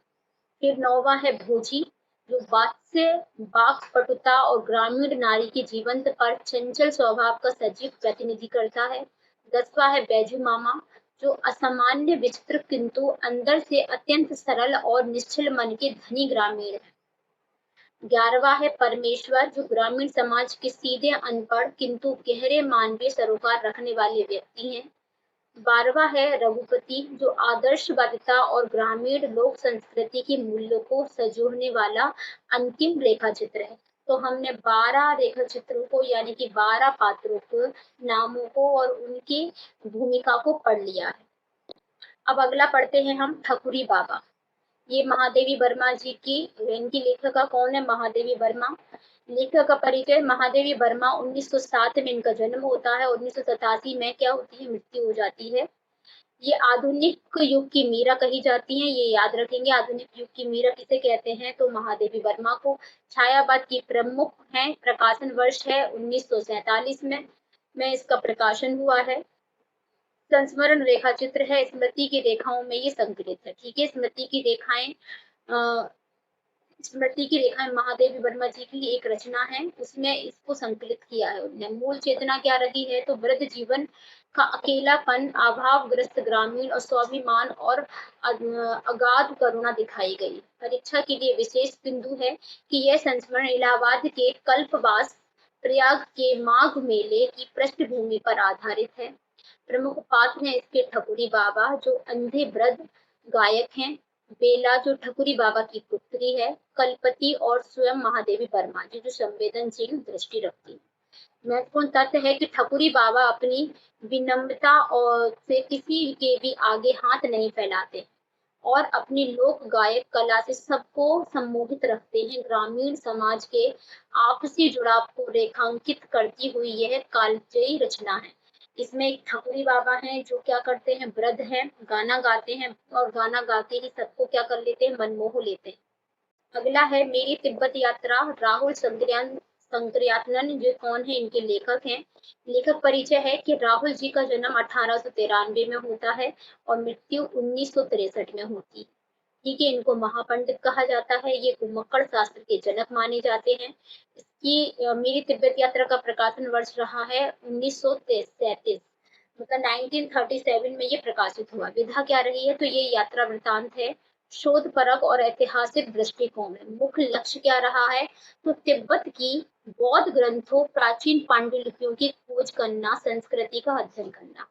तिब्बत यात्रा के 5 पड़ाव पूछे जाते हैं। 5 पड़ावों को सही क्रम में लगाने के लिए आता है। ठीक है, तो पहला है लालसा, उत्तर की ओर जाना, चांग की ओर जाना, शाश्वतता की ओर जाना, जैनमय की ओर जाना, नेपाल की ओर। ठीक है, ये पूरे 5 सीक्वेंस में लगे हुए हैं, आप इसको क्रम से याद कर सकते हैं। तिब्बत की भौगोलिक दुर्गमता, डाकुओं का भय, होंगला का जंगल, बौद्ध मठों की आंतरिक व्यवस्था और ज्ञान अर्जन का यात्रा का मुख्य उद्देश्य माना इस यात्रा वृतांत की क्या है? रीढ़ है। अगला यात्रा वृतांत है हमारा अरे यायावर रहेगा यार, अज्ञे जी द्वारा ये रचित है। इसके लेखक हैं सच्चिदानंद हीरानंद वात्स्यानंद अज्ञे। इनका जन्म 1911 में होता है और मृत्यु 1987। प्रकाशन वर्ष रहा है 1953 में ये प्रकाशित हुआ है। प्रयोगवाद के इनको प्रवर्तक माना जाता है। विधा है यात्रा वृतांत। भारत के आंतरिक अंचलों की क्या है? इसमें यात्रा का वृतांत है। दार्शनिक आधार रहा है कि यात्रा को आत्मा खोज और जीवन दर्शन का माध्यम माना गया। इसमें अरे यायावर रहेगा यार। अब हमें जो 5, 6 और 7 हिंदी व्यंग्य के साहित्य चर्चित कृतियां तुलनात्मक एक चार्ट बनाया है। इसको जरा ध्यान से देखेंगे, ये आपके लिए बहुत ज्यादा इम्पोर्टेंट है। भोला राम का जीव, हरिशंकर परशाई, ये वर्ष 1967 में प्रकाशित हुआ। विधा क्या है? व्यंग्य। 6वां है जामुन का पेड़, कृष्णचंद्र जी द्वारा रचित है, वर्ष 1960 में प्रकाशित हुआ। विधा क्या है? व्यंग्य कथा। जीप पर सवार इंडिया, शरद जोशी, और वर्ष 1971 में ये क्या हुई है? विधा क्या है? व्यंग्य। ये तीनों के तीनों क्या है? व्यंग्य हैं। ठीक है, व्यंग्य, इनको आप याद रखेंगे। भोला राम का जीप, जामुन का पेड़ और जीप पर सवार इंडिया, ये तीनों क्या है? व्यंग्य। व्यंग संग्रह है। इसके प्रमुख पात्र देख लेते हैं। तो भोला राम के जीवन में भोला राम शोषित, पीड़ित और एक आम नागरिक का प्रतीक है। अब जामुन के पेड़ की हम पात्र देखते हैं। तो दबा हुआ आदमी अवध, एक प्रतिभावान शायर जो व्यवस्था तले कुचल दिया जाता है। विभिन्न विभागों और क्लर्क, सेक्रेटरी और मिनिस्टर। इसमें जीप पर सवार इल्लियां में इल्लियां भ्रष्ट राजनेताओं, जमाखोरों और शोषक अधिकारियों का प्रतीक है। जीप यानी कि सरकारी और प्रशासनिक का तंत्र। अब इसकी कुछ महत्वपूर्ण बिंदु देख लेंगे। सरकारी नौकरशाही और लालफिताशाही पर करारा प्रहार है। घूसखोरी, पेंशन व्यवस्था संवेदनहीनता का कारण भोलाराम का जीव अपना ही पेंशन के लिए फाइल उनकी अटक जाती है और वो हर रोज क्या करते हैं, ऑफिसों के चक्कर लगाते हैं और फिर भी उनकी पेंशन ही उन्हें नहीं मिल पाती। अगला है हमारा लास्ट संस्कृति के 4 अध्याय। रामधारी सिंह दिनकर इसके लेखक हैं। लेखक का परिचय है। रामधारी सिंह दिनकर 1908 में जन्म होता है और 1974 में ये क्या हो जाते हैं, इनकी मृत्यु हो जाती है। राष्ट्र कवि की इनको खिताब मिला है। प्रकाशन कब हुआ इनका? तो इसका प्रकाशन हुआ है 1956 ईस्वी से लेकर 1969 ईस्वी तक इसका प्रकाशन रहा है। साहित्य अकादमी पुरस्कार इनको मिला है। विधा क्या रही है? तो वैचारिक गत, सांस्कृतिक इतिहास। मूल दर्शन है भारतीय संस्कृति का मूल आधार, समन्वय और सांस्कृतिक समकालिकता। अब इसमें 4 अध्याय हैं। चारों अध्याय के नाम यहाँ पर दिए हुए हैं। अध्याय इसके प्रथम अध्याय, द्वितीय अध्याय, तृतीय अध्याय और चतुर्थ अध्याय। प्रमुख विषय हैं। प्रथम अध्याय में भारत की बुनियादी जनता का निर्माण और आर्य समन्वय। द्वितीय में है प्राचीन काल हिंदू धर्म के खिलाफ विद्रोह और जैन धर्म का उदय। तीसरे अध्याय में हिंदू मुस्लिम संस्कृति का समन्वय, सूफी भक्ति का आंदोलन। चतुर्थ अध्याय में है भारतीय संस्कृति पर पश्चिमी भाव और आधुनिकता का पुनर्जागरण। फ्रेंड्स, तो ये हमने आज इकाई 6 से लेकर इकाई 10 तक का संपूर्ण रिवीजन किया है। ये क्लास आपके लिए, मान लीजिए ये रामबाण है, इसके अंदर मैंने हर वो चीज रखी हुई है जो परीक्षा में पूछी जाती है। अगर ये कंटेंट आप 1 या 2 बार भी पढ़ लेते हैं तो बहुत सारे क्वेश्चंस आप हल कर पाएंगे। फ्रेंड्स, अगर ये वीडियो आपके लिए हेल्पफुल हो और आपको लगता है कि इसमें मेरी मेहनत है, क्योंकि मैंने 2 दिन इस पीडीएफ को बनाने में लगाए हैं। 2 दिन से मैं ये पीडीएफ बना रही थी, आपके लिए तैयार कर रही थी। ये पीडीएफ मैं भी आपके साथ एक यूजीसी नेट का पेपर देने वाली हूँ और मैं वही मेहनत जो आप कर रहे हैं वही मेहनत मैं भी कर रही हूँ।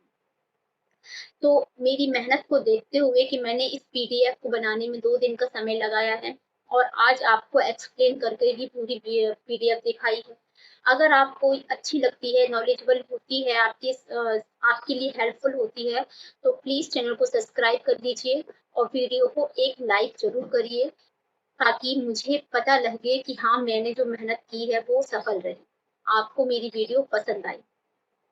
Thank you so much. आप जिनका भी एग्जाम है 29 तारीख को, सभी लोगों को मेरी तरफ से बेस्ट विशेष है।